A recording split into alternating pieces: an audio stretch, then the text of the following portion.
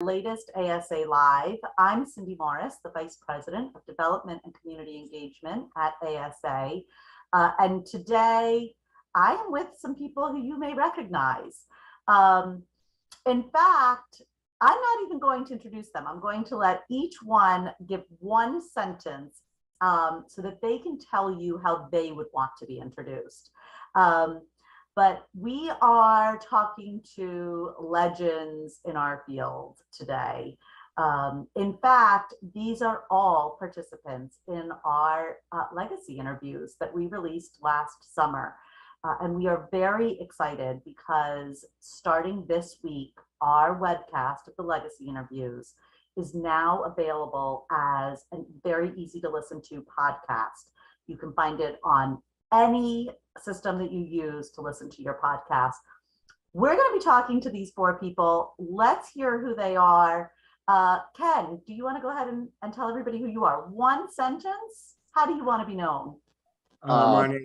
My name is Ken Dychtwald. I was born in 1950. I've worked in the field of aging for 48 years, written 19 books, given lots of talks, and I guess I was the person that dreamed up the idea of doing these interviews in the first place.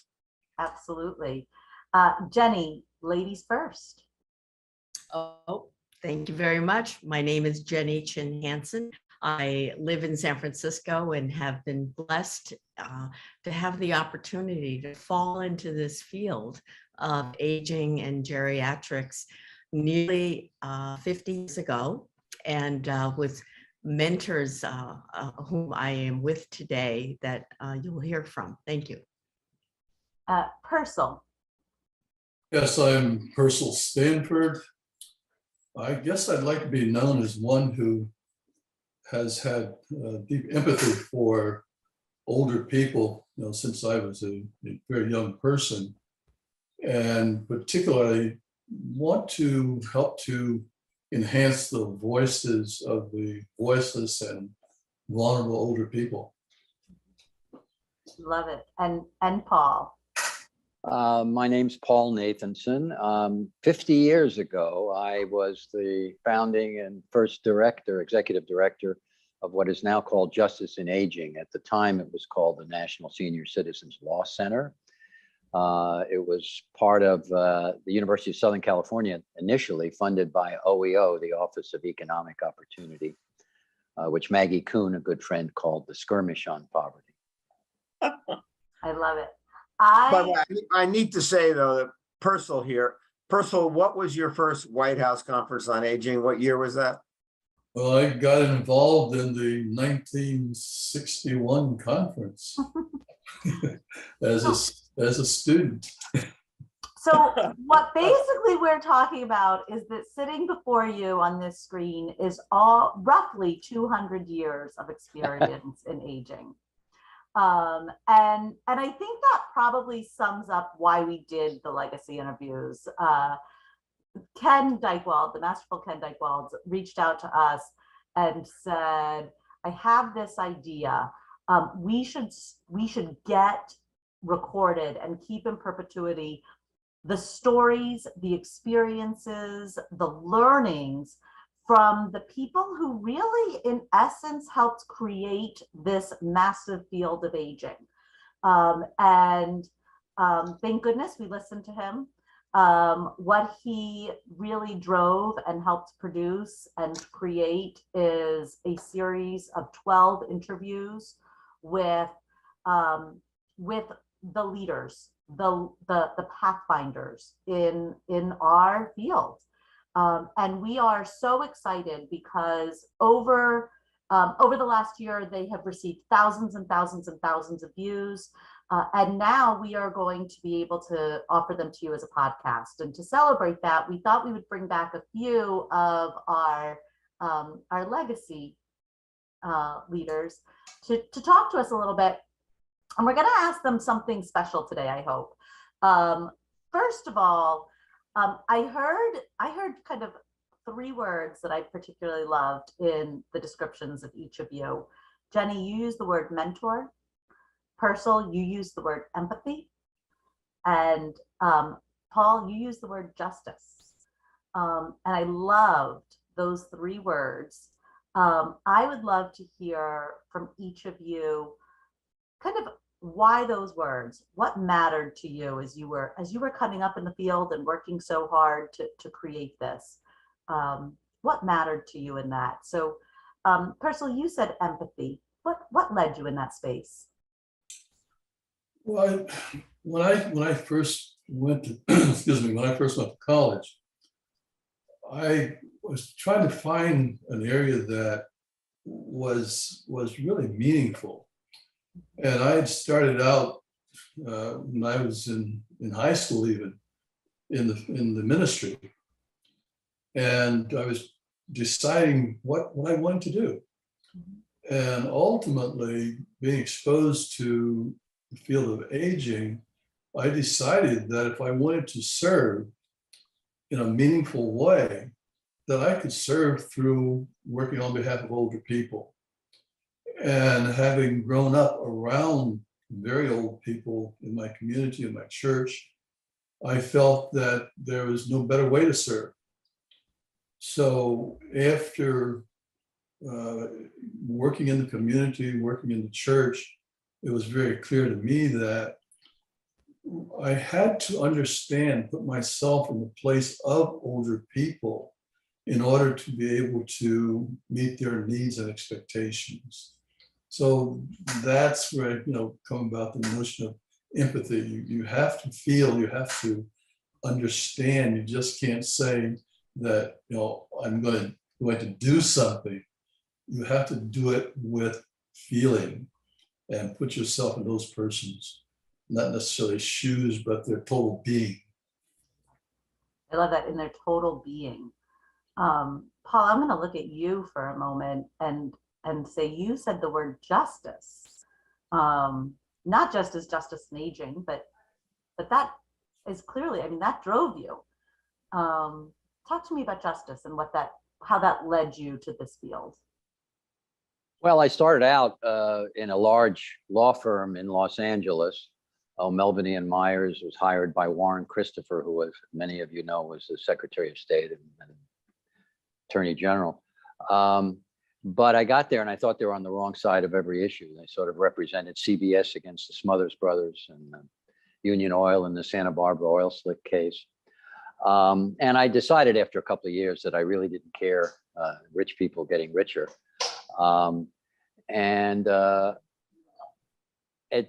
It was obvious to me, so I applied for the job. It was obvious to me that in many ways, the lives of older people really were governed by the statutes, regulations, and that they needed someone, a group, obviously, interpreting those regulations and those statutes and arguing about those things on behalf of the people who were the intended beneficiaries. Usually the power structure determines how things work, and we were sort of on the other side of trying to make sure that pension plans were equitable. This is before ERISA, trying to make sure that there was due process in the system so that people got a fair hearing. Those were the issues that we worked on, and that was sort of my view of justice. And if I can say a couple of other words, I mean, I found that I was mentored by some of the Percils of the world. They were on my board initially, names that many of you know: Cy Brickfield, Eli Cohen, Nelson Cruikshank, Jack Osofsky. They were all on my board, and they were very kind because I knew nothing about the field of aging. And finally, the empathy piece. I'm on the opposite of Percil in the sense that I had no grandparents. I mean, I obviously had them, but they were not alive. I did not know them. And I got my empathy through wanting to imagine what it was like to have grandparents and to be a grandparent.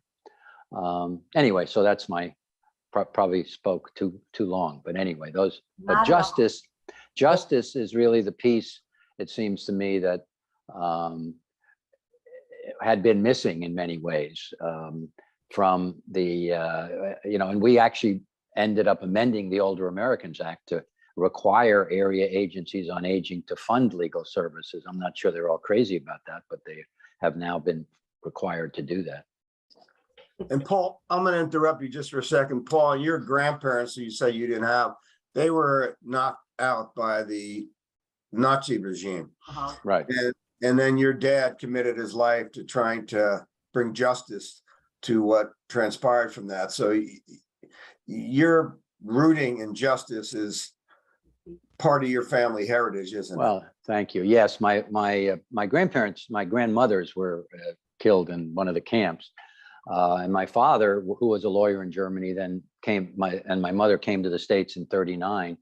And then he was in the war in the Pacific, and then ended up being one of the lawyers in the war crimes trials, not in Nuremberg, but in the American sector, which dealt with Dachau and Buchenwald. So he was one of on the American, obviously the American side. Thank you. Yeah. Yeah. I have a similar family history, and I often think to myself that I would not be where I am today if not for that family history. It drives us. Yeah. Jennie, you talked about mentorship, and I know how you feel about Percil as a mentor, but talk to us about that. Talk to us about not just the mentors you've had, but the goal of yours to be a mentor, because I know quite a few people who look up to you.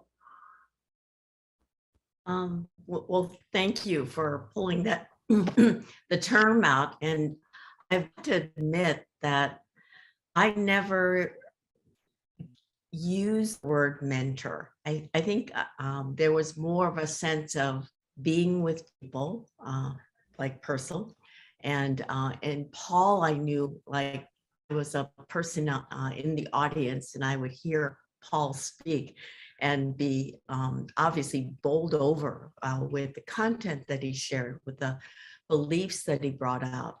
And I was also grateful that I ended up winning an award based on Paul's name, with Justice in Aging. And then Ken, what can I say about Ken? It's been interesting, Ken. I've never expressed this to you, but you also, as I say, I didn't define the word mentor when I was evolving, but you were the first kind of powerhouse on the stage, in addition to being sage, but you were the first person who brought this topic of aging to a world beyond those of us who were thinking about it structurally from a care system, from a policy system. You brought it to the public writ large. You entered this into the capitalistic world of understanding that this is a topic about all of us. So I always admired that. And you have no idea how much I admire your slides. You were the first person to make slides interesting and understandable. The rest of us put charts and tables and graphs and put people to sleep. You brought excitement to this, that metaphors that people could understand. And I love that. So in that sense, Ken was a mentor to me, like to be able to speak to people in metaphors and images and language that we can resonate to. So each one of these guys on the screen here have by default been mentors for me without my calling them that. And the flip side, your comment, Cindy, about my being a mentor to others, and I don't define it as that.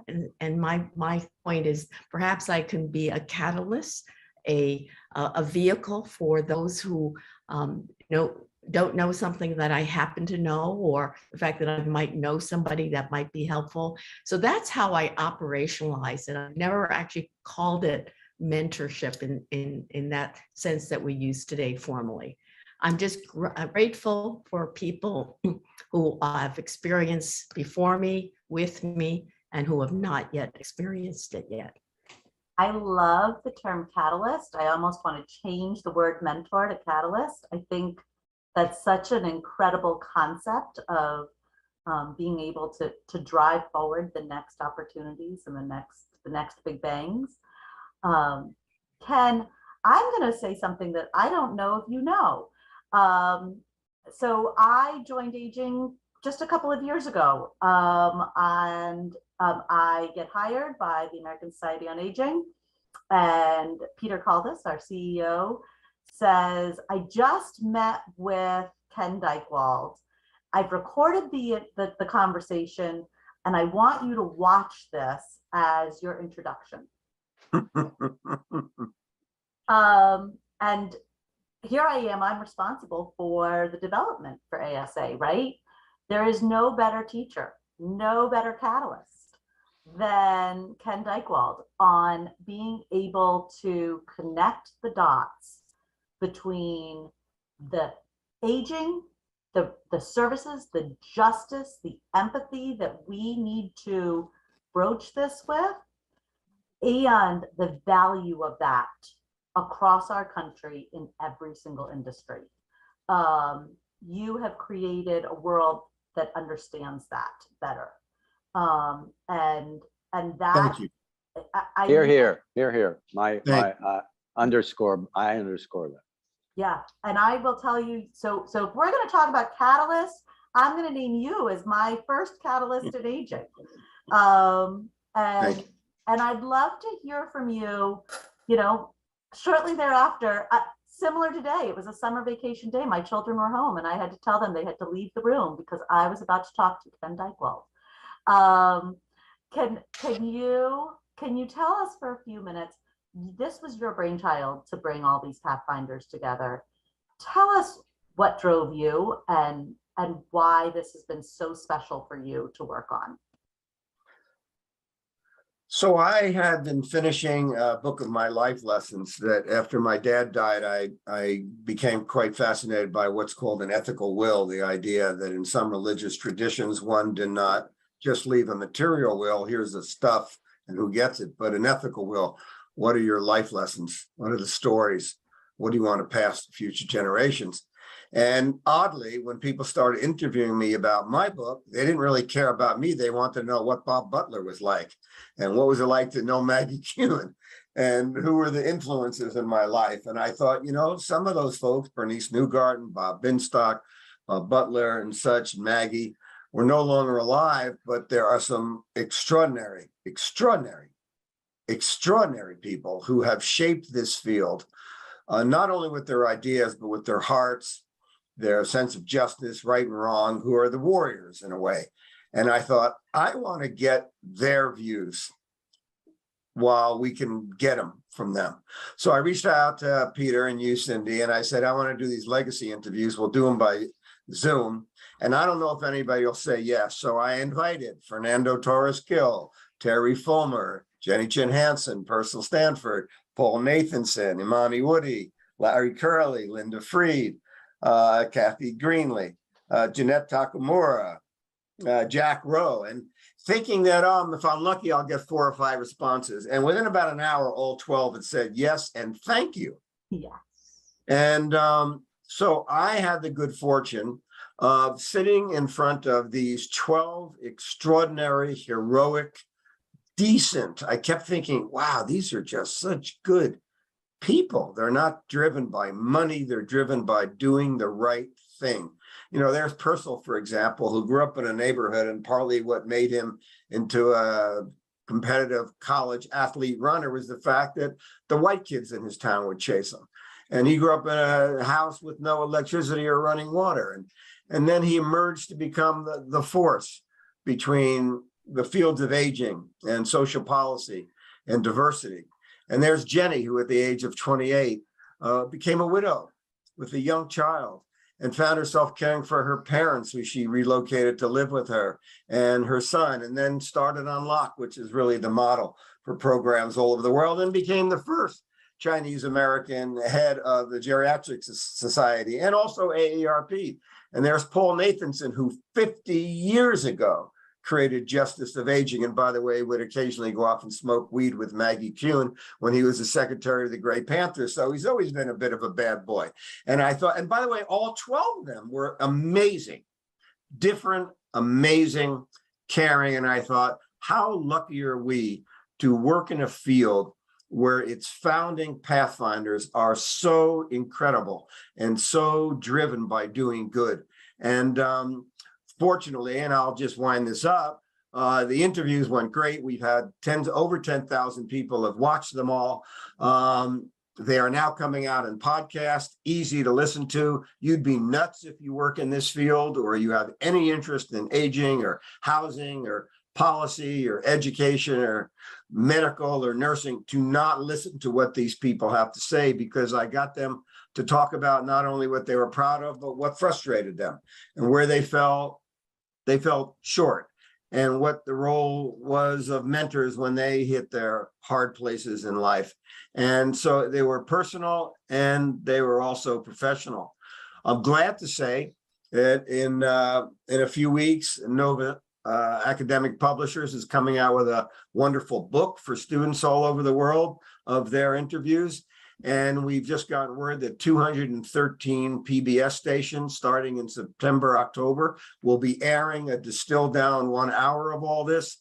And we've also produced a 2-hour version that we're giving away free to colleges and universities all over the world so that they can be exposed to these 12 truly special people who are the formers of a modern field that will only grow more important as our population ages. Yeah, this is one of those projects that I had a privilege to work on. This is one of those projects everybody should be so lucky as to enter a new field and have the opportunity to listen to know, to talk to, and to meet, I'll say the 13 of you, including Ken, the 12 plus Ken.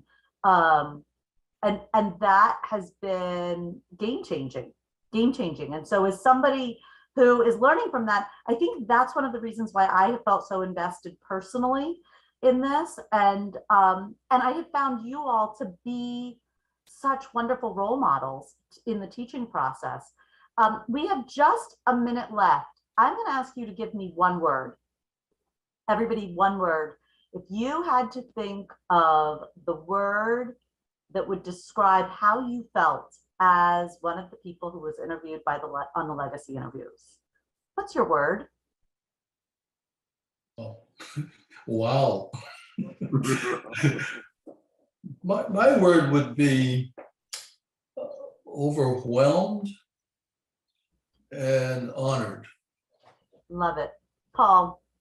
Well, he took my word. The second word was honored. Honored, and I guess something that Ken and I have talked a lot about. I had fun too. So fun. Love it. Jennie? Oh, Jennie, we can't hear you. Your sound is off, Jen. There you go. I felt totally blessed to be invited to be part of this baker's dozen wonderful set of people, and the ability to weave our stories together in as an early field, as you pointed out, which I hadn't really thought about quite that way. But and thanks to Ken, this was made possible. But blessed would be my key word. I love that. It has been a blessing. It has been a blessing. Thank you all. Ken, I'm going to give you the last word. So I'm going to let you have it. What's your word for getting to do this? I'm going to laugh that we're going to get Ken to give only one word. Let's see if we can do it. I would say humbled. I had felt like I was in the presence of 12 brilliant, caring, mindful, conscientious world changers. And I can't imagine anybody listening to these podcasts without getting a new view about their own life and their own future. Love it. So please go to our website, asaging.org. You will be able to go right to the podcast webcast. If you go to that legacy interviews page, we'll also have it in the comments, but just in case you're not seeing it that way, you can pull up right there. You can listen to the new podcast. Thank you all. Thank you all for today. Thank you all for 200 plus years of experience. Thank you all for this. This was a treat for me. So well, thank you, and thank Ken for creating it.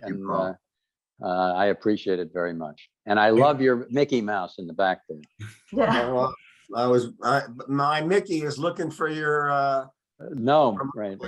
you're missing for your No. reminder of fun. Yeah. Thank you all. Have Thank a you very wonderful day. much.